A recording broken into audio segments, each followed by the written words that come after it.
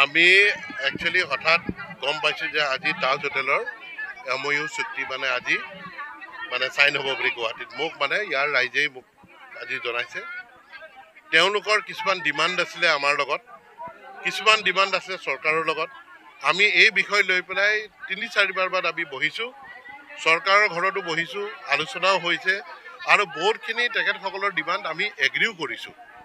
এনেকুৱাত আজি এই প্ৰতিবাদটো কিয় হ'ল একচুৱেলি ময়ো বুজি নাপালোঁ। হঠাৎ এই যিটো চুক্তিটো হোৱা বুলি ভাবি বা তেওঁলোকৰ কামখিনি নহ'ব বুলি ভাবি কিছুমান ডিমাণ্ড যিটো মই কৰিম বুলি কৈছোঁ ১ আগষ্টৰ পৰা, খালি লিখিতভাৱে আমি এপইণ্টমেণ্ট লেটাৰ বা এখন দিয়া হোৱা নাছিলে, কাৰণ ১ তাৰিখটো হ'লে যোৱাকালি মই মিটিঙত গৈছিলোঁ, সেইটো কাৰণে হোৱা নাই। আৰু মই এতিয়াও প্ৰতিশ্ৰুতি দিছোঁ, যিখিনি আমি দিম বুলি কৈছোঁ সেইটো দিমেই।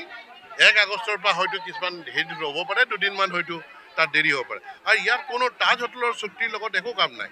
তেওঁলোকে ভয় কৰে যে আমাৰ শ্ৰমিক কমি যাব। মই এতিয়াও কৈছোঁ কোনো শ্ৰমিক নকমে। আৰু মাটি যদি কমি গৈছে, আজি যদি হোটেলে যদি লৈছে, মাটি কমাৰ কাৰণে শ্ৰমিক কেতিয়াও নকমে।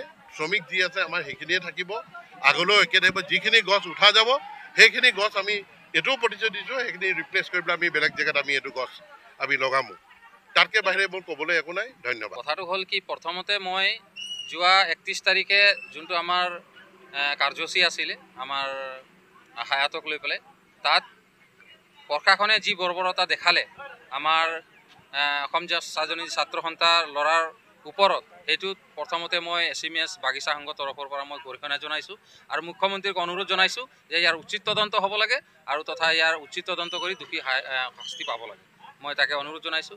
আজি কথা হ'ল কি, আমি তাজ হোটেলৰ কাৰণে আজি প্ৰতিবাদ আজিৰ নহয়, সেইটো আমি আজি এইটো লৈ পেলাই আমাৰ ৩বাৰমান হ'ব প্ৰতিবাদ কৰা যে আমি ইয়াত চাহ গছ উঠাই কোনো ধৰণৰ তাজ হোটেল আমি ইয়াত নিৰ্মাণ কৰিব নিদিওঁ।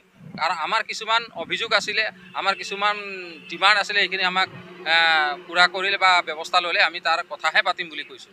গতিকে আমি কেতিয়াও নিবিচাৰোঁ চাহ গছ উঠাই ইয়াত তাজ হোটেল নিৰ্মাণ হওক।